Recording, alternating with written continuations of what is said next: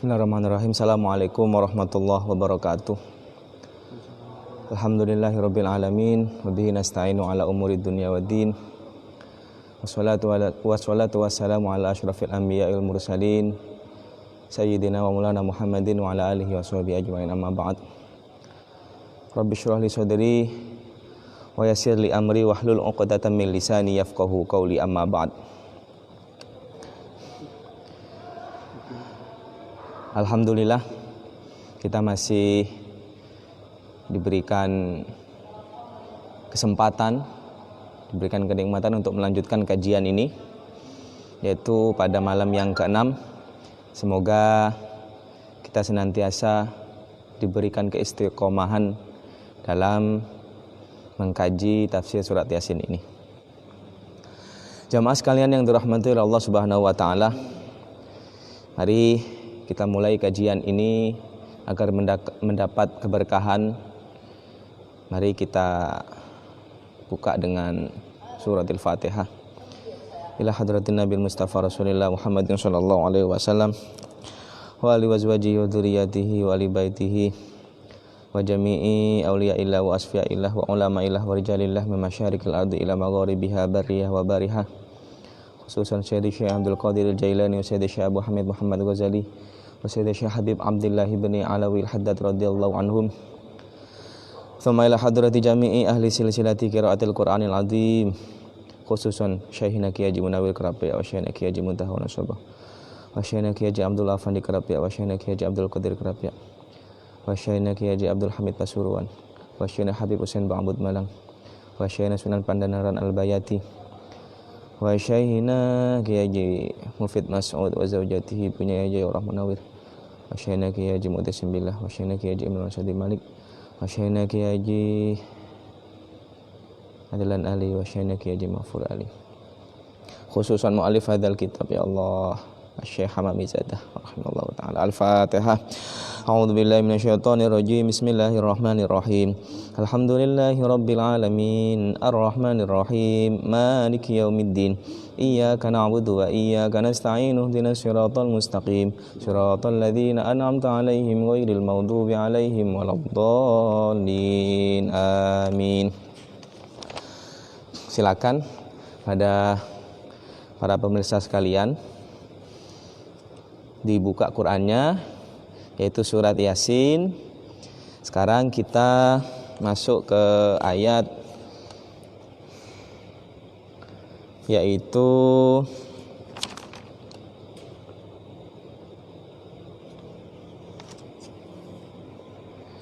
masih lanjutan yang kemarin, inna nahnu nuhyil mauta wa naktubu ma qaddamu wa atharahum. Lanjutkan sedikit.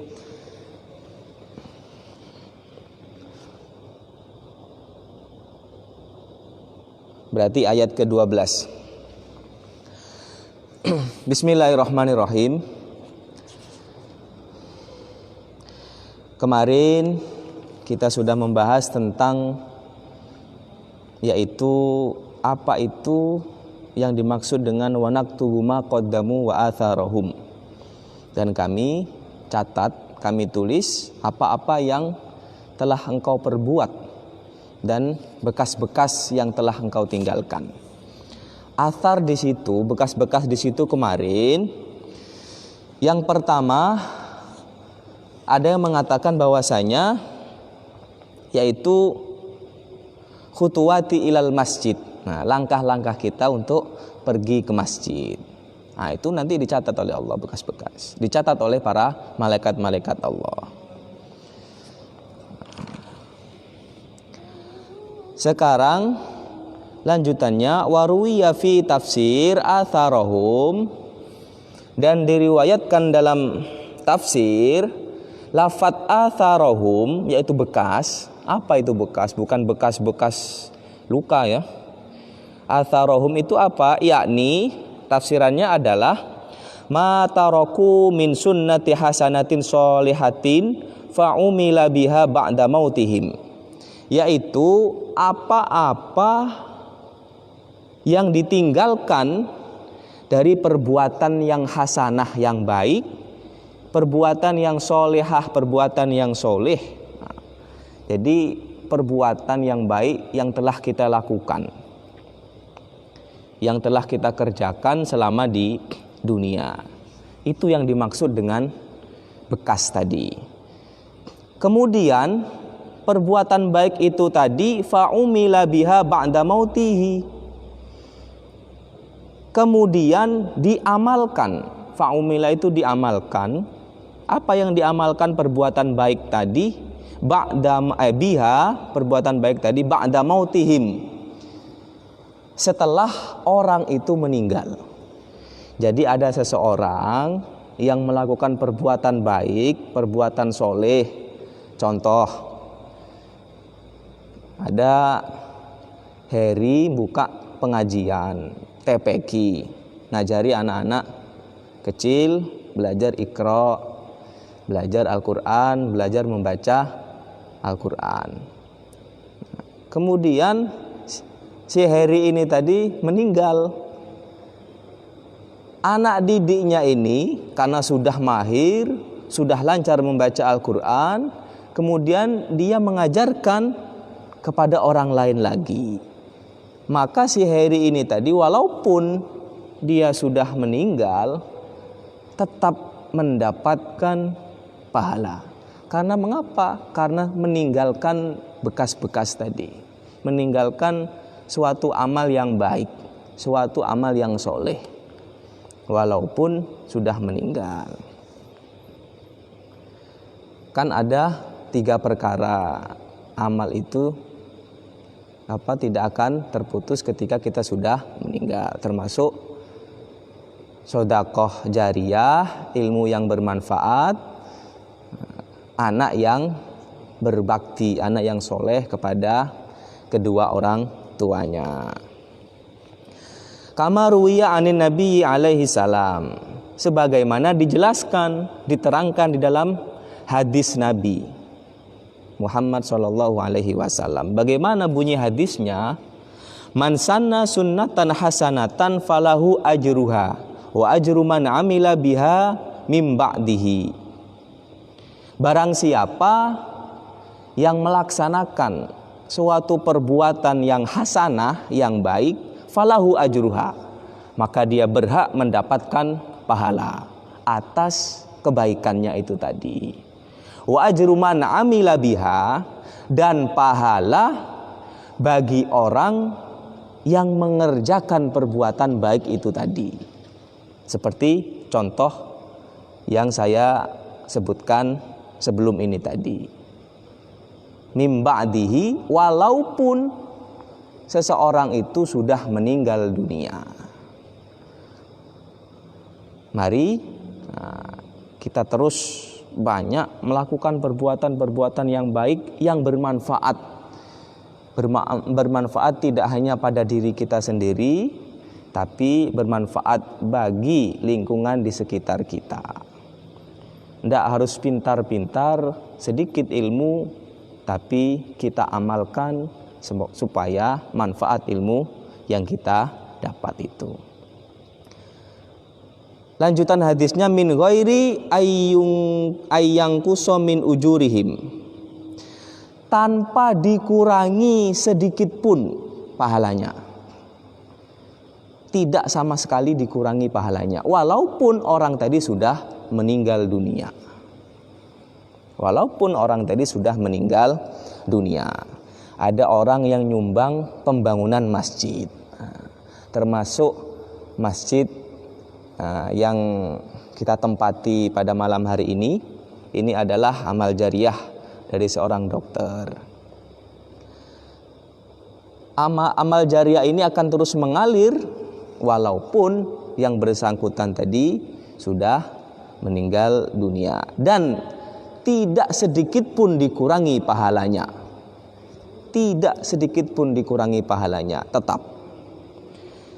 Tetapi sebaliknya, wa man sanna sunnatan sayyi'atan kana alaihi wizruha wa wizru man amila biha min ba'dih min ghairi ayyang qusa min azwarihim syai'. Barang siapa yang melakukan suatu perbuatan tercela, perbuatan yang buruk, perbuatan yang jelek, maka kana alaihi wizruha, orang tersebut akan mendapatkan dosa dari perbuatan tercelanya tadi, dari perbuatan jeleknya tadi. Wa wizru man amila biha mim ba'dih, dan dosa bagi orang yang mengerjakan terhadap perbuatan jelek walaupun orang tadi sudah meninggal dunia.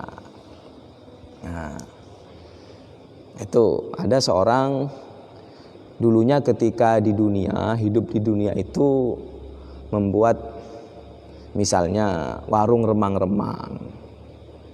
Ketika dia sudah meninggal, warung ini diteruskan dengan orang lain. Nah, maka dosanya akan terus nyampe kepada si fulan tadi, tanpa sedikit pun dikurangi dosa tersebut. Nah, itu. Min ghairi ayyangkuso min auzarihim syai', tanpa dikurangi sedikit pun dosanya. Tinggal milih kita, mau mendapatkan kiriman pahala atau mau mendapatkan kiriman dosa. Nah, kita kan semua yang melaksanakan puasa ini sudah terhitung baligh dan sudah terhitung rushd, yaitu orang yang sudah bisa membedakan mana yang benar, mana yang salah, mana yang baik, mana yang tidak baik. Nah, sekarang kita lanjut ayat berikutnya. Wa kulla syai'in ahsaynahu fi imamin mubin. Dan segala sesuatu akan kami kumpulkan, ahsaynahu akan kami kumpulkan, fi imamin mubin, pada suatu kitab. Imam di sini adalah kitab.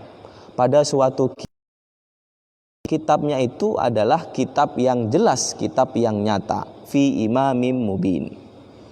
Silakan sambil dilihat arti dari ayat tersebut. Wa kulla syai'in ahsaynahu fi imamin mubin. Akan dicatat semua pada suatu buku. Buku itu nyata, buku itu jelas.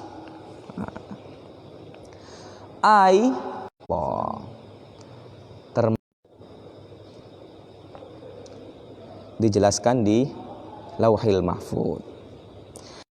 Kitab-kitab yang nyata, yang jelas. Ayat berikutnya yaitu ayat yang ke-13. Wadrib lahum mathalan ashabal qaryah. Wadrib, dan buatlah lahum bagi mereka mathalan, perumpamaan, ashabal qaryah, pada suatu penduduk suatu negeri. Berilah sebuah perumpamaan pada suatu penduduk yang ada di negeri, suatu negeri. Itu arti secara bahasanya.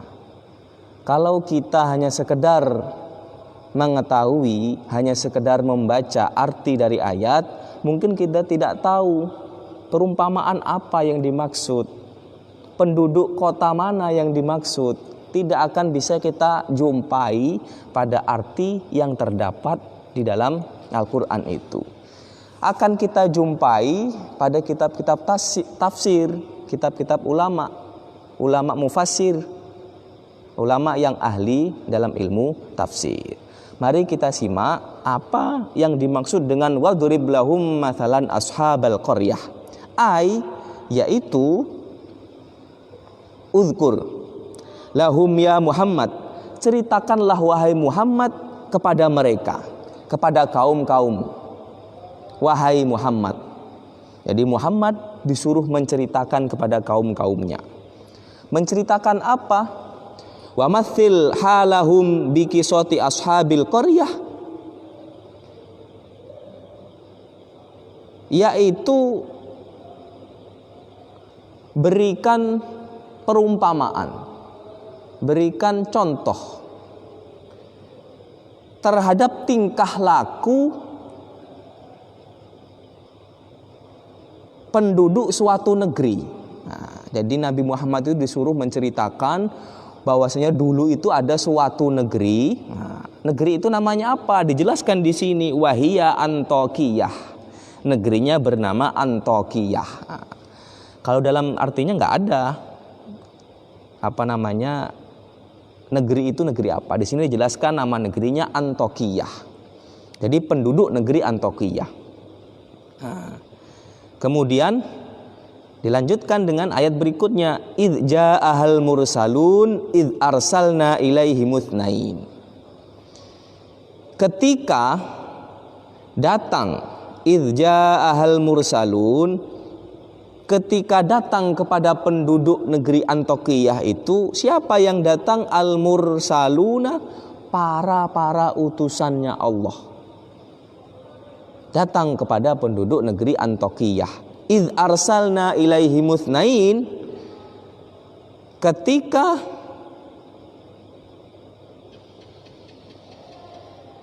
kami mengutus kepada penduduk negeri Antokiyah itu itsnaini, 2 orang utusan. Jadi Allah mengutus ke negeri Antokiyah itu dengan 2 orang utusan. Itsnain itu 2. Jadi 2 orang utusan. Yakni tafsirannya, ya Muhammad, wahai Muhammad, bayyin li ahli Makkah ahwali ahli Antokiyah. Berilah penjelasan kepada penduduk Makkah.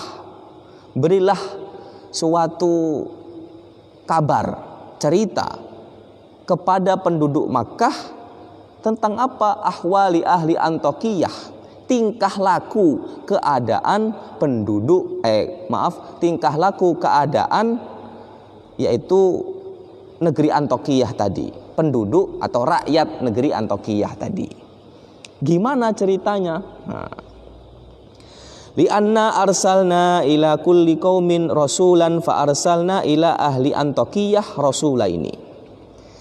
Sesungguhnya kami itu mengirim para rasul, mengirim utusan ila kulli qaumin, setiap kaum, rasulan, yaitu rasul. Jadi Allah itu mengutus setiap satu kaum itu satu utusan. Setiap satu kaum itu ada seorang rasul. Itu pasti itu. Ila kulli qaumin rasulan. Setiap kaum itu pasti ada rasul. Fa arsalna ila ahli Antokiyah rasulaini. Tapi pada negeri Antokiyah ini Allah mengutus 2 orang rasul. 2 orang utusan. 2 orang utusan. Nah, untuk khusus negeri Antokiyah. Fakadzabuhuma fa'azzazna bitsalits. Nah, lanjutan ayatnya, fakadzabuhuma, lalu mendustakan penduduk Antokiyah itu. Para penduduk Antokiyah itu mendustakan utusan-utusan Allah tadi. Fa'azzazna bitsalits, maka kemudian Allah menguatkan terhadap 2 orang utusan tadi. Siapa? Bitsalitsin, dengan utusan yang ketiga. Jadi Allah mengirim lagi 1 orang utusan. Jadi berjumlah 3 orang utusan untuk menyebarkan agamanya Allah ke negeri Antokiyah. Karena 2 orang tadi tidak mampu, didustakan, maka Allah memperkuat fa'azzazna bitsalitsin. Allah memperkuat dengan ditambah 1 orang utusan lagi. Ai qawainahuma bitsalits, kami kuatkan dengan orang yang ketiga. Jadi 3 orang utusan. Faqalu, karena sudah 3 orang tadi, maka ketiga utusan itu berkata, ai ba'da taqwiyatihim, karena sudah diperkuat menjadi 3 orang. 2 orang tadi kurang, ditambah lagi 1 orang. Inna ilaikum mursalun, sesungguhnya kami para rasul 3 orang tadi Mursalun adalah orang yang diutus oleh Allah. Sesungguhnya kami, kata mereka, yaitu kata para utusan tadi, mursalun, telah diutus. Minallahi, oleh Allah. Jadi Allah langsung yang mengutus terhadap 3 orang ini tadi untuk menyebarkan agama ke negeri Antokiyah. Fawahiduhu wa amanu bih, maka bertauhidlah penduduk Antokiyah itu, wa amanu, dan beriman penduduk Antokiyah bihi, terhadap Allah. Jadi dulu itu ada negeri namanya Antokiyah, yang mana Allah pernah mengutus 2 orang utusan, tapi 2 orang utusan ini didustakan oleh rakyat-rakyatnya. Akhirnya Allah mengirim 1 orang utusan lagi. Fa'azzazna bithalith, Allah memperkuat utusan itu menjadi 3 orang. Inna ilaikum mursalun, sesungguhnya kami itu adalah utusan-utusan Allah. Nah itu. Qolal mufassirun, berkata para mufassir, para ahli tafsir, ba'atha Isa alaihi salatu wassalam rasulaini minal hawariyin ila madinati Antokiyah. Para mufassir berpendapat, berkata bahwasanya Nabi Isa alaihi salatu wassalam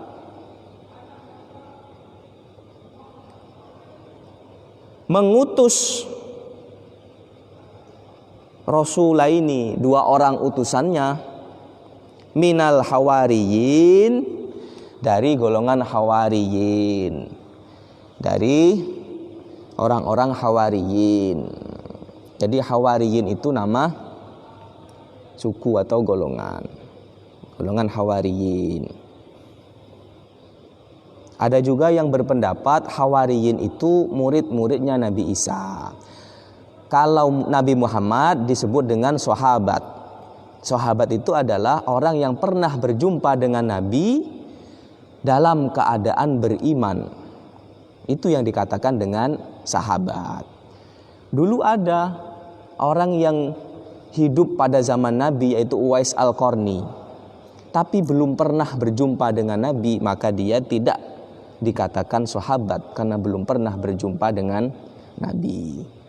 Sahabat itu ya siapa? Yang pernah berjumpa dan beriman kepada Allah sekaligus kepada Nabi, yaitu siapa? Abu Bakar, Umar, Utsman, Ali, dan lain sebagainya. Nah, hawariyin ini ada yang mengatakan itu adalah santri-santrinya Nabi Isa. Nabi Isa ini adalah seorang nabi yang miskin. Kenapa dikatakan miskin? Karena Nabi Isa ini tidak punya istri, tidak punya anak, tidak punya bapak. Benar nggak? Iya.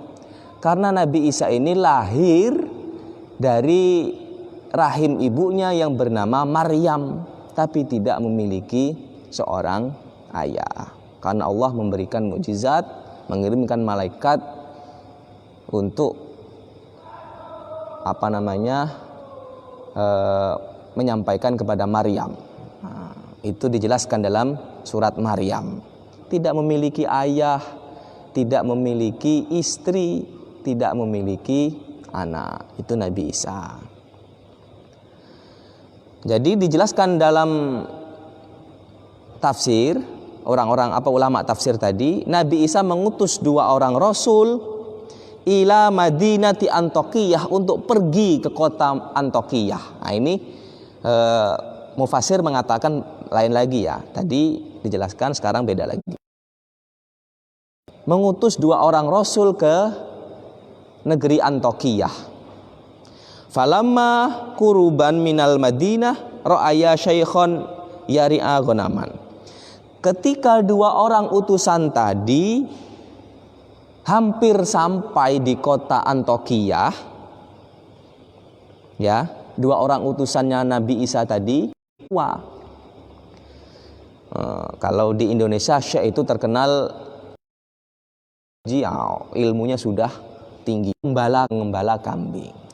Jadi dua orang utusan Nabi Isa ini tadi bertemu dengan dua orang Rasulullah Isa alaihissalam. Kami adalah utusannya Nabi Isa alaihissalam. Nabi Isa itu nabi yang salah satu nabi yang masih hidup. Yang masih hidup nanti akan turun di akhir zaman, membantu meneruskan ajaran Nabi Muhammad. Kata orang tadi, kami adalah utusannya Nabi Isa. Nad'ukum min ibadatil authani ila ibadatir rahman. Kami mengajak kepada kamu sekalian min ibadatil authani, dari menyembah berhala, ila ibadatir rahman, kepada menyembah yang Maha Rahman, yaitu Allah. Jadi dua orang utusan ini tadi, santrinya Nabi Isa ini tadi, menjelaskan kepada Syekh tadi, kami ini disuruh untuk mengajak kamu meninggalkan berhala-berhalanya dan menuju kepada Allah Subhanahu wa ta'ala. Faqala Syekh, maka orang tua tadi berkata, ama ayah, emang kamu memiliki apa? Emang kamu memiliki kesaktian apa? Sampai-sampai kamu itu menjadi seorang utusannya Isa. Faqala, kedua orang tadi berkata, naam, kami punya. Ayah itu adalah tanda atau kekuasaan.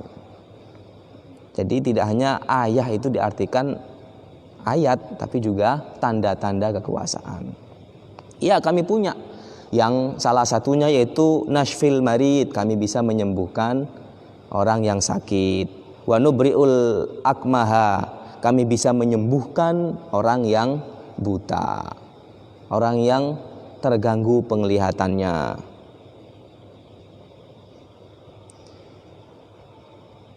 Wa nubriul akmaha wal abroso, dan kami bisa menyembuhkan penyakit kusta. Wa nuhyil mauta biidnillahi ta'ala, dan kami bisa menghidupkan orang yang sudah mati biidnillahi ta'ala, dengan izin Allah Subhanahu wa ta'ala. Wah, berarti hebat tuh orang utusan Nabi Isa ini tadi, sampai bisa menghidupkan orang yang sudah mati. Akhirnya Syekh tadi mulai, wah ini bukan orang sembarangan ini. Faqala Syekh, maka berkata Syekh tadi, innali ibnan maridon mundu sinina. Sesungguhnya saya itu punya anak. Kata bapak-bapak ini tadi, yang mana anakku itu maridon sakit. Sakitnya itu sudah lama. Dari dulu, udah beberapa tahun yang lalu sakit, nggak sembuh-sembuh. Qala lahu, maka kedua orang tadi berkata kepada siapa? Yaitu kepada Syekh tadi. Apa yang dikatakan kedua orang tadi? Intolik bina hatta natlu'a ala halihi fa'ata Syekh bihima ila manzilih. Ayo kita berangkat.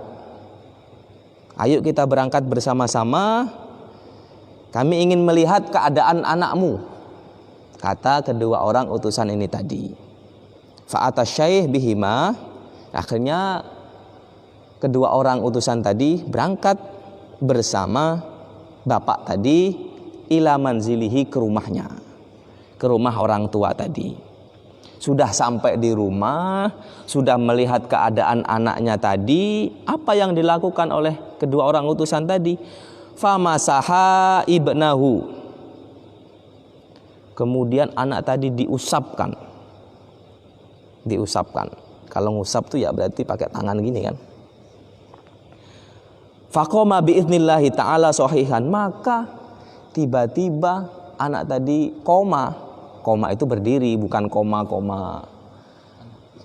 ini dalam kedokteran. Koma kedokteran ya enggak mati. Faqoma, maka berdiri anak tadi biiznillahi ta'ala, dengan izin Allah. Berdiri dalam keadaan sahihan, yaitu sehat, sembuh.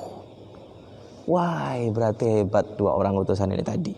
Setelah melihat kejadian itu, fa'amana habibu bihima, maka beriman Habib tadi. Karena orang tua tadi bernama siapa? Habibun Najjar. Nama orang tua tadi adalah Habibun Najjar. Mereka beriman kepada kedua orang utusan tadi, yaitu kepada Allah berimannya. Setelah beriman, setelah beberapa lamanya, akhirnya fafashal khobaru fil Madinah. Lalu menyebarlah kabar atas kedatangan kedua orang utusan ini, atas kehebatan kedua orang utusan ini sampai ke kota Madinah, itu kota. Wa syafallahu ta'ala ala aidihima katsiran minal mardo. Mereka itu telah berhasil menyembuhkan penyakit banyak orang. Kayak gini, maksudnya apa? Mereka telah berhasil menyembuhkan banyak orang. Yang sakit-sakit tadi sembuh, diobati oleh dua orang utusan ini tadi. Tapi hakikatnya yang menyembuhkan itu adalah wasyafallahu ta'ala. Hakikatnya Allah yang menyembuhkan, tapi dengan lantaran dua orang utusan ini tadi. Jadi semakin terkenal, semakin tenar.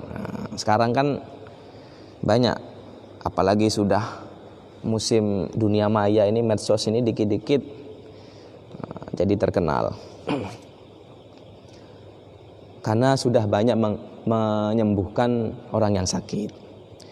Wa fi riwayatin, dan pada suatu riwayat atau riwayat yang lain, ini beda lagi ceritanya, karena riwayatnya beda. Kalau tadi bertemu dengan syekh, bertemu dengan orang tua namanya Habibun Najjar, dia punya anak yang sedang sakit, diobatilah oleh dua orang utusan tadi, dengan izin Allah sembuh.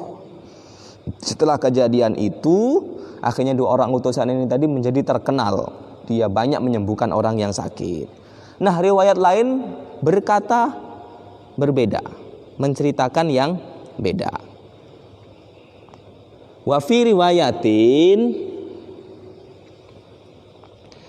dan pada suatu riwayat, kana syekh, ada seorang bapak-bapak, orang tua, a'ma, yang kondisi tubuhnya itu, kondisi matanya itu buta. A'ma itu buta. Fada ayahu fakana basiron biidnillahi ta'ala. Maka berdoa, siapa yang berdoa? Yaitu dua orang utusan ini tadi. Berdoa mengharapkan mengharap kepada Allah Subhanahu wa taala agar orang tua ini tadi yang tadinya buta menjadi sembuh. Fakana basiron biidnillahi ta'ala. Maka dengan izin Allah, orang itu tadi sembuh dari buta menjadi bisa melihat.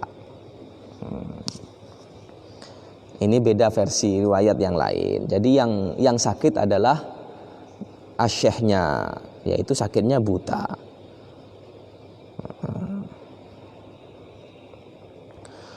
Wa kana fiha malikun yuqalu lahu Aftihis.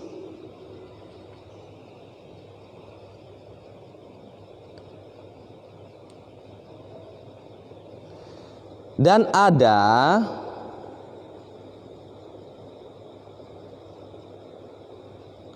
di negeri Antokiyah itu, jadi fiha itu kembalinya ke negeri Antokiyah. negeri Antokiyah ternyata punya malikun, seorang raja. Yuqalu lahu Aftihis, yang bernama Raja Aftihis. Dan jadi di suatu negeri Antokiyah itu ada seorang raja, yang mana rajanya itu bernama Aftihis.